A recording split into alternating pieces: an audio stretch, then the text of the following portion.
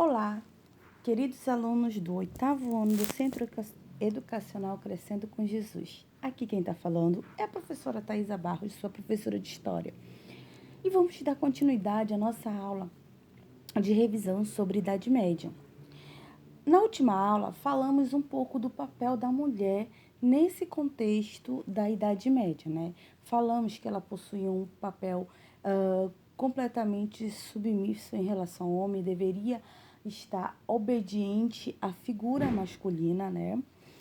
E pensando nisso, eu elaborei aqui uma atividade do livro de vocês. Essa atividade está presente no livro de vocês, no livro SAI.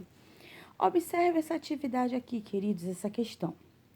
Observe a imagem ao lado de mulheres servas em um feudo durante a Idade Média. Elas viviam nas mesmas condições que a maioria das mulheres da nobreza? Não, né, gente? Na resolução desse exercício, você tem que entender o seguinte, que nem todas as mulheres, elas exerciam os mesmos papéis sociais na Idade Média. Né? As mulheres servas, elas não tinham a mesma ocupação, digamos, a mesma tarefa e os mesmos benefícios que as mulheres da nobreza. As mulheres da nobreza estavam muito mais dedicadas à questão de comando da casa, de organização doméstica, né? Enquanto que as mulheres servas, as camponesas, elas tinham que ajudar os maridos, o resto da sua família na subsistência, né? No trabalho da lavoura. Então, muitas delas, elas eram mulheres que estavam ali atuando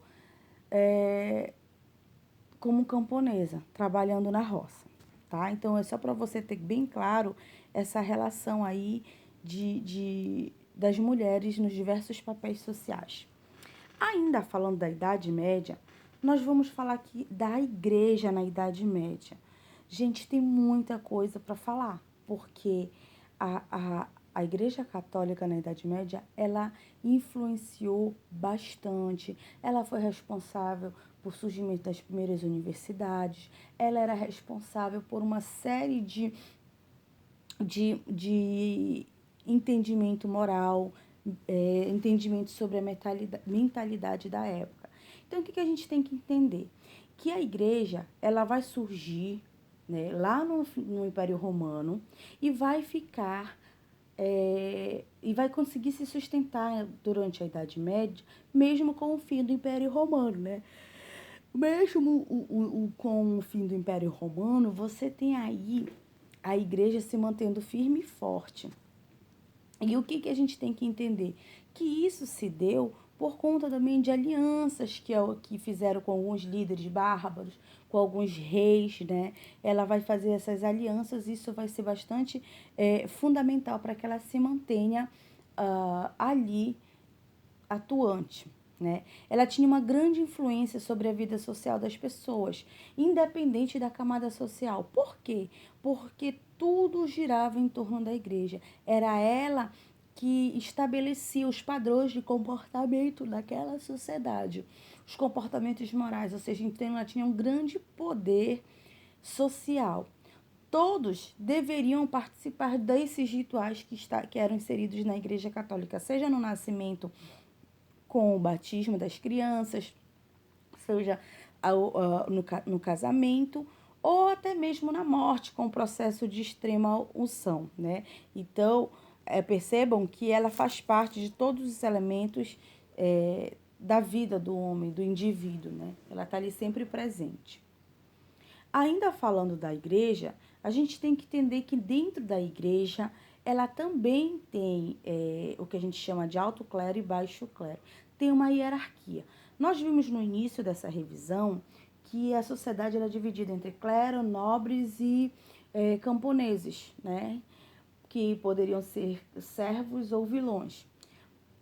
E que mesmo dentro dessas camadas existia uma certa hierarquia, uma diferenciação. Não era uma camada completamente heterogênea. Então, o clero não era diferente. Existia uma própria hierarquia dentro do clero. Os sacerdotes da igreja eram divididos em duas grandes categorias: o clero secular e o clero regular. O clero regular, ele dedicava-se à questão da espiritualização, enquanto que o clero secular estava responsável para a catequização das pessoas. O clero secular era responsável também pela vida, né, pela moralização, estava mais presente, mais próximo aos humanos, era responsável pela vida das pessoas. O clero regular é onde tinha os monges, os abades, que eram responsáveis pela valorização da espiritualidade, eram os responsáveis pela oração e do respeito às regras de caridade, da castidade e da pobreza. Era a responsabilidade do clero regular, por exemplo, converter os bárbaros e desenvolver a cultura. Então, essa parte, esse segmento do clero, o que seria o clero regular, é eles que vão desenvolver, converter não só os povos bárbaros, mas também se dedicar à questão cultural.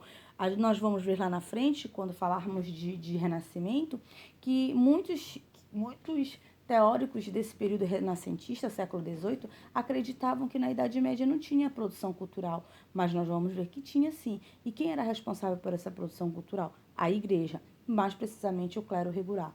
Eles faziam obras de arte, exaltando, como vocês podem ver aí, elementos religiosos, né? Se passava, lembre que naquela época uma boa parte da população era analfabeta, não conhecia nem o latim e muito menos a língua do seu país. Então, a igreja, como é que ela passava esses valores cristãos? A ideia de paraíso, a ideia de inferno, muitas vezes com pinturas, com imagens. Era desenhada a questão do pecado, do purgatório, do inferno, a visão mais horrível possível para que as pessoas tivessem medo de pecar, para as pessoas tivessem medo de desobedecer às ordens da igreja ou aquilo que ela acreditava que era regra ou verdade. Ainda em relação ao clero regular, a gente tem que entender que ele era formado pelos sacerdotes que viviam no mosteiros. Nós vamos ver lá na frente as reformas religiosas.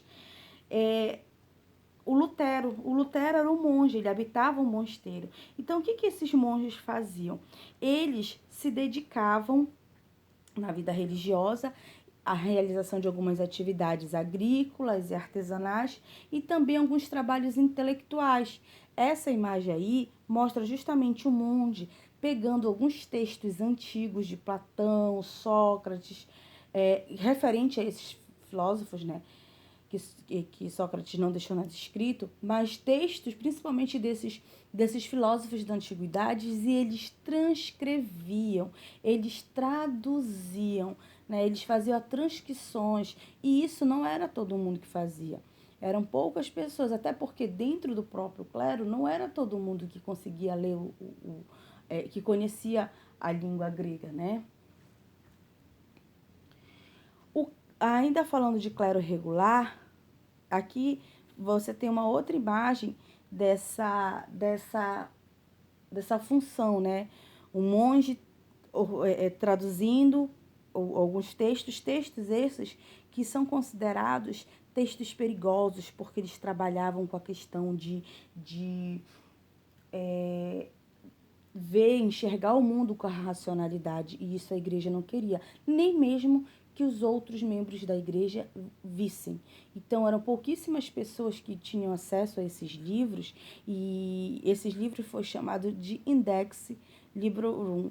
Era um conjunto de livros que eram considerados livros proibidos na Igreja Católica para ser lido, sendo que tinha uma pequena parcela que lia, que traduzia, porque eles tinham interesses nesses estudos.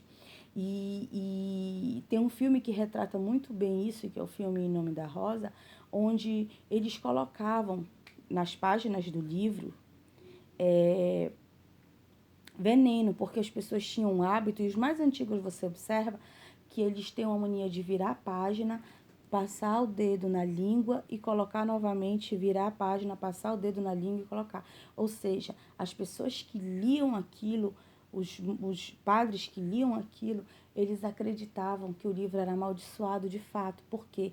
Porque no outro dia eles amanheciam mortos, né? Amanheciam mortos, envenenados. Não por o livro ser amaldiçoado, mas porque o que eles já acabavam descobrindo, que era proibido, não deveria ser passado adiante ao conhecimento de ninguém. Aqui é um exemplo de mais ou menos como funcionava um mosteiro medieval. Você tem aqui a parte da igreja, dormitório, biblioteca, a parte do campo, que muitos deles trabalhavam nessa questão agrícola, né?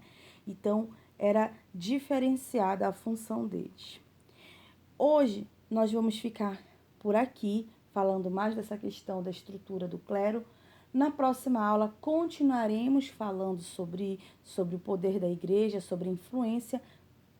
Falaremos aí mais especificamente de como aconteceu o Tribunal de Santo Ofício, como foi essa Inquisição, que está relacionada justamente com esses livros proibidos. Um beijo, tchau, tchau, até a próxima aula.